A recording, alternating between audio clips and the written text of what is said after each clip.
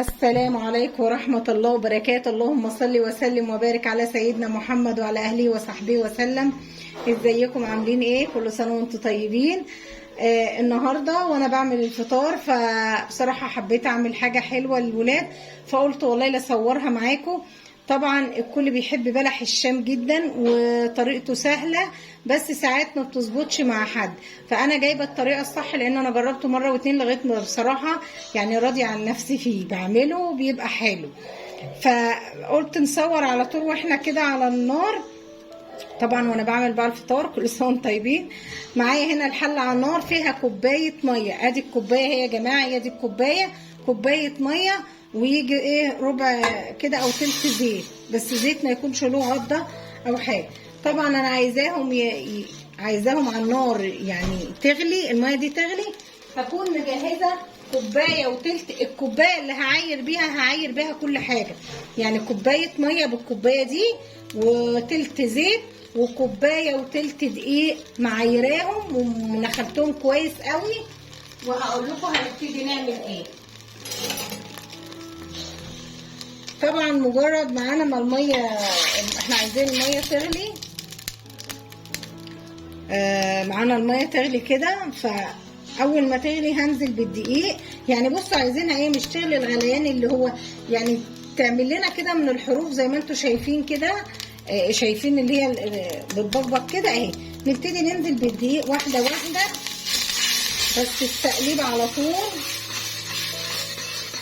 تمام كده اهو.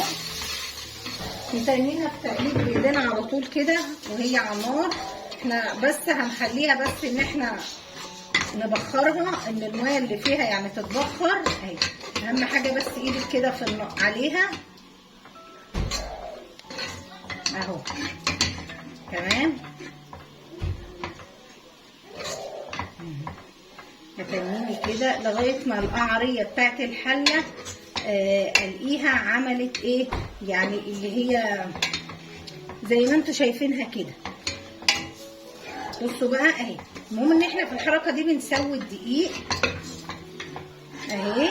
هطفي بقى عليها وهسيبها تبرد وارجع تاني معاكم نعمل الخطوه اللي بعد كده. رجعت معاكم تاني كده، طبعا بعد ما العجينه هديت وانا شغاله فيها مش بسيبها، تنتني كده فيها اهي زي ما انتوا شايفين. هنعمل ايه بقى؟ هنكسر بيضه تمام، وهيكون معايا مضرب كهربائي. لازم الخطوه ديت، وطبعا الفانيليا اهي. هبتدي بقى اضرب البيضه دي الاول، مش هضرب الثانيه الا اما ايه، اما اعمل البيضه دي اتوه البيضه دي الاول. شايفين كده اهو.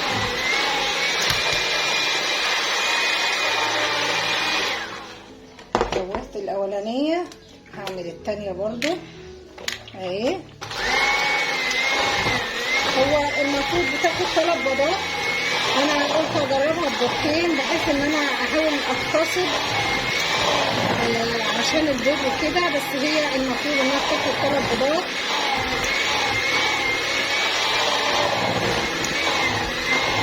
هنتنينا نضرب فيها كويس قوي، وارجع تاني اوريكم قوامها هيبقى ازاي، بس عشان الصوت بس. رجعت لكم تاني يا جماعه، انا بوريكم القوام قبل، يعني انا ماشيه معاكم بخطوه بخطوه عشان اللي يجربها ما يعرف. طبعا انا شلت حطيت بيضه كمان عشان المصداقيه، انا لقيتها فهي الوصفه 3 بيضات، انا قلت اجرب ببيضتين، فلقيتها لابد جبت بيضه صغيره يعني، وقمت ايه حطاه. يعني المقدار ده بياخد له 3 بيضات، مقدار الكوبايه وتلت الدقيق. بصوا احنا عايزينها كده لان احنا بنعملها في كيس الحلواني، لازم العجينه تبقى كده تمام. العجينه لازم تبقى كده. هرجع معاكم الخطوه الثانيه هقول لكم هنعمل ايه، بس عشان ما اطولش عليكم الفيديو. ورجعت معاكم تاني. بصوا بقى انا حطيته في كيس الحلواني، والبلبله اللي هي بتاعه البلح الشام، ومعايا زيت. طبعا البلح الشام لازم ينزل في زيت بارد جدا، يعني انا مطيه سهريه خالص عبال ما ايه ما نشكله. هبتدي بقى اهو زي ما انتوا شايفين كده اهي، واقوم بالايه بالمقص ونازله كده اهو. بصوا بقى نضغط من هنا كده اهو، وبالقص نحط الزيت ونقوم ايه حاطينه كده، مش هامله الطاسه قوي بحيث ان ايه ان هو يستوي كويس. تمام. طيب اعملها انا بقى كده، انا وريتكم اهوت هملاها، وهوريكم برضو مره وانا بقلب فيه، بس عشان ما اطولش عليكم الفيديو. اللي ما حطش لايك يحط لايك. بصوا بقى يا جماعه، انا حبيت اوريكم المرحله دي، والله بقرب الكاميرا. نجاح بلح الشام، نجاح ان انت بتبصي تلاقيه بيطلع على الوش، ينفش ويطلع على الوش. انا ما باجيش ناحيته بالمعلقه، انا مجرد ما انا بعمله كده بظبطه ان انا ارصه كده، ما باجيش ناحيته بالمعلقه ولا باي حاجه، بسيبه هز بس الطاسه ممكن هزه كده بيبتدي يطلع فوق بقى اهو. زي ما يعني عايزه اوريكم، هقرب الكاميرا يبتدي اهو. بصوا زي ما انتوا شايفين كده، انا بحاول اقرب، بيبتدي يقوم نافش وطالع لفوق، يطلع لفوق على وش الايه، على وش الزيت. دي كده بتبقى العجينه ناجحه. معلش احاول اظبط بس الكاميرا. تمام كده اهو. وابتدي بقى اهو. طبعا العسل يا جماعه بيبقى معانا، انا ما بتدخلش الا لما بيطلع على الوش كده بقى اهو، بدي يطلع على الوش اقوم ايه اهو بقى، ابتدي بقى كده بقى، بيبقى خلاص كده بقى. العسل ببقى عاملاه يعني قبل ما اكون هفكر في موضوع البلح الشام. بقوم عامله يعني اصله لازم بيبقى بارد، لازم العسل بتاع بلح الشام بيبقى بارد وبيبقى تقيل مش خفيف. بعمله كوبايتين سكر وكوبايه ميه واحطه يغلي على النار، ولما يغلي اديله عصره ليمونه واسيبه يغلي بعدها 10 دقايق، وبعد كده احط له ايه فانيليا او اي منكهات انت عايزاها هتحطها له، اي روائح انت بتحبيها هتحطها له طبعا، ونركنه ونسيبه يبرد، لان كمان لما بيبرد بيتقل. انت هتعملي على فكره العسل هتقولي لا ده مش تقيل، لا انت حطي بس المقدار ده، وانت مجرد ما بتسيبيه يبرد ساعتين او حاجه على طول هو بيقوم بارد على طول. شايفين بسم الله ما شاء الله، اللهم صل على النبي، الضعف ازاي وكبر ازاي. شايفين اهو نفش وطلع على الوش، وبعدين انا مش معليه النار عشان ما يجيش يبقى من قلبه من جوه ما استواش، ولا انا عايزاه مقرمش من بره وقلبه من جوه يكون ايه في نفس الوقت يكون مستوي. هتشتروه غالي ليه يا جماعه من بره واحنا نقدر نعمله؟ في ناس على فكره كتير بيحبوا بلح الشام ولقمه القاضي. طبعا عملت لكم لقمه القاضي السنه اللي فاتت وكانت جميله جدا، وان شاء الله اعملها لكم برده السنه دي. وعايزه اعمل لكم صوابع زينب جميله برده. لو تبصوا تلاقي ان كل محلات السوبر ماركت الثلاث حاجات اللي حاطينهم بلح الشام صوابع زينب، ما بيحطوش اللي هي الزلابيه، لا الزلابيه بتبقى عند الراجل بتاع الزلابيه بس. بيبقى الطبق فيه ايه، الطبق بيبقى فيه 3 4 صوابع ويقول لك ب 10 جنيه و12 جنيه.